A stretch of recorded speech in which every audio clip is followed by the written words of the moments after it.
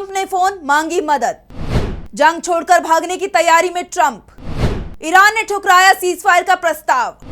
Iran की demand, surrender करे America. Iran को झुकाने में फेल साबित हुए अमेरिका के राष्ट्रपति डोनाल्ड ट्रंप अब जंग से भागने की तैयारी कर रहे हैं। वो दुनिया के देशों से मदद मांग रहे हैं कि किसी तरह से ईरान पर दबाव डाला जाए, जंग रोकी जाए। ट्रंप ने रूस के राष्ट्रपति व्लादिमीर पुतिन को फोन भी घुमा दिया, मदद मांगी।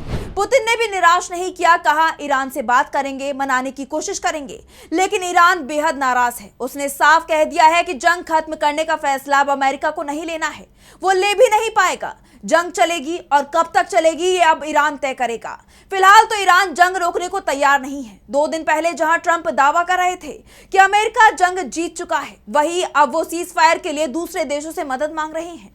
जबकि ईरान के तेवरों से साफ है कि वो अमेरिका के साथ सीज फायर नहीं चाहता, बल्कि सरेंडर मांग रहा है। अमेरिका को अपनी हार माननी होगी, उसी के बाद ईरान अमेरिका के साथ सीज फायर पर कोई बात करेगा। और इसी पर आज हम अपनी स्पेशल रिपोर्ट में करेंगे बात। नमस्कार, मैं आंचल।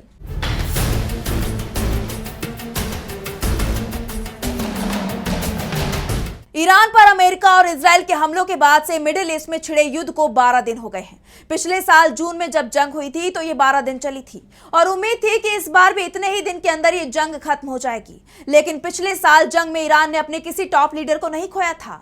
जंग में उसके सैन्य कमांडरों की जान गई थी, लेकिन लीडर सुरक्षित रहे थे। लेकिन इस बार की जंग में ईरान ने अपने सुप्रीम लीडर को खोया है, इसलिए वो बेहद गुस्से में है और आर पार की जंग छिड़ चुका है। ईरान ने साफ कह दिया है कि जंग अमेरिका ने शुरू की है, लेकिन अमेरिका इसे खत्म नहीं कर पाएगा। जबकि अमेरिका के राष्ट्रपति डोनाल्ड ट्रंप पूरी तरह से भ्रम के शिकार दिखाई दे रहे हैं। वो हर बार अपने बयान से पलटी मार जाते हैं। ट्रंप अभी तक इस बात का कोई पक्का कारण नहीं बता पाए हैं कि उन्होंने युद्ध क्यों शुरू किया, और अब अगर वो सीजफायर के संकेत दे रहे हैं तो ये भी नहीं बता पा रहे हैं कि उन्होंने जंग से क्या हासिल कर लिया। क्योंकि ट्रंप पहले दिन से दावा कर रहे थे कि ईरान में रिजीम बदलेगी, ईरान की नीतियां अमेरिका तय करेगा, ईरान के तेल पर अमेरिका का कब्जा होगा। लेकिन ट्रंप का एक भी दावा पूरा नहीं हुआ है। उल्टा जंग में अमेरिका आर्थिक रूप से तबाह होता दिखाई दे रहा है। उसका सबसे बड़ा सैन्य गठबंधन नेटो बिखर गया है। इसके बाद ट्रंप अब जंग से भागने की कोशिश में जुट गए हैं। उन्होंने इसके लिए रूस की मदद मांगी है। व्लादिमीर पुतिन को फोन लगाया, 1 घंटे तक बात की। ट्रंप से बात करने के बाद पुतिन ने ईरान सीजफायर पर विचार करने को कहा, लेकिन ईरान ने रूस की डिमांड को खारिज कर दिया। साफ कह दिया कि अभी कोई सीजफायर नहीं होगा। अमेरिका को जंग लड़ने का शौक था, हम उसका ये शौक पूरा कर रहे हैं। ईरान के तीखे तेवर देखकर अब ट्रंप हर घंटे अपने बयानों से पलटी मार रहे हैं। पुतिन से बात की कि किसी तरह से जंग रुक जाए, लेकिन जब सीबीएस न्यूज से बात कर रहे थे तो दावा कर रहे थे जंग तो खत्म हो गई है, अमेरिका जंग जीत चुका है। ईरान के पास कोई नौसेना नहीं है, कोई कम्युनिकेशन नहीं है, उनके पास कोई एयरफोर्स नहीं है, उनके पास बहुत कम मिसाइलें बची हैं, उनके ड्रोन हर जगह नाकाम किए जा रहे हैं। तेहरान के पास सैन्य जैसा कुछ भी नहीं बचा है।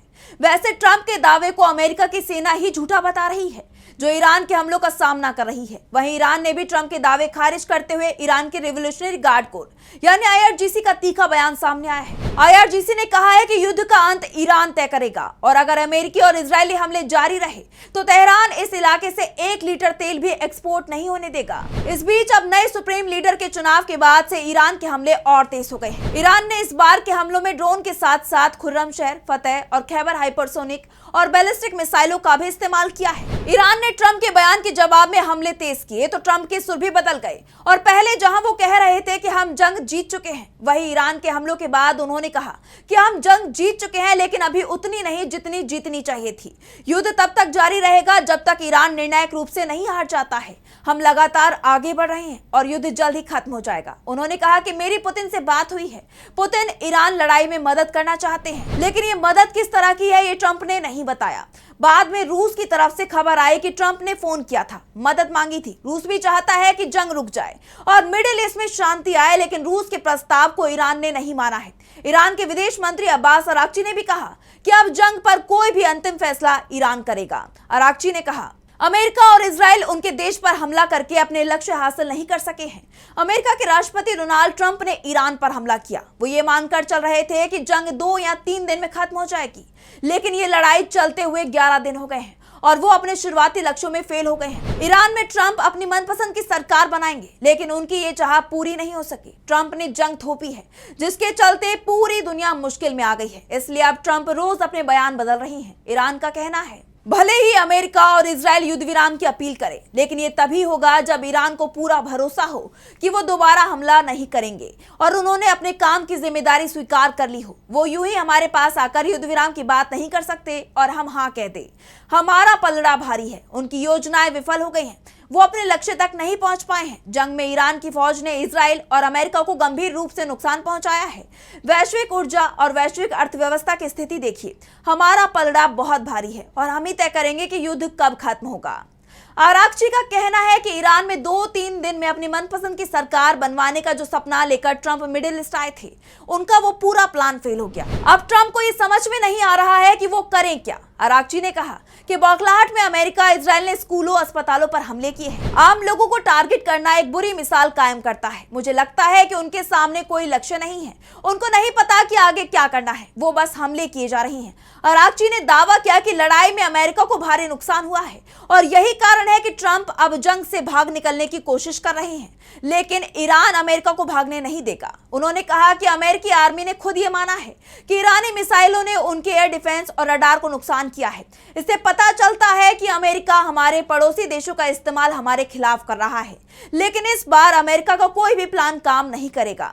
ईरान ने साफ कह दिया है कि वो सीज फायर करने के मूड में नहीं है, लेकिन अमेरिका अगर सरेंडर कर देता है या फिर ये वादा करता है कि भविष्य में कभी भी ईरान से जंग नहीं लड़ेगा, उस पर हमला नहीं करेगा, तो ईरान जंग रोकने पर विचार करने को तैयार है। लेकिन इजराइल, उसको तो माफ नहीं किया जाएगा। फिलहाल हालात ये हैं कि डोनाल्ड ट्रंप को समझ में नहीं आ रहा है कि करे तो क्या करे। वो जंग से बाहर निकलना चाहते हैं, लेकिन ईरान की तरफ से जो शर्तें रखी जा रही हैं, उसे मानना अमेरिका के लिए बड़ी हार मानना होगा। और अगर ईरान की शर्तें नहीं मानते हैं तो अमेरिका के लोग ही ट्रंप को उखाड़ फेंकेंगे।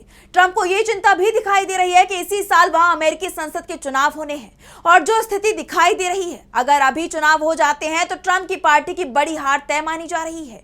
संसद में रिपब्लिकन पार्टी का बहुमत फिसल गया तो ट्रंप के खिलाफ महाभियोग आएगा। ये बात खुद ट्रंप कई बार कह चुके हैं और महाभियोग के जरिए ट्रंप से सत्ता छीनी जा सकती है।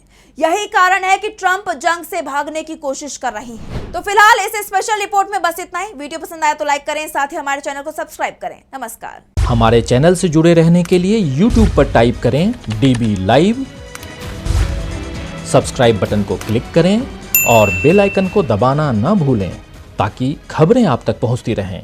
देखते रहिए DB लाइव, क्योंकि यहाँ हैं खबरें लगातार।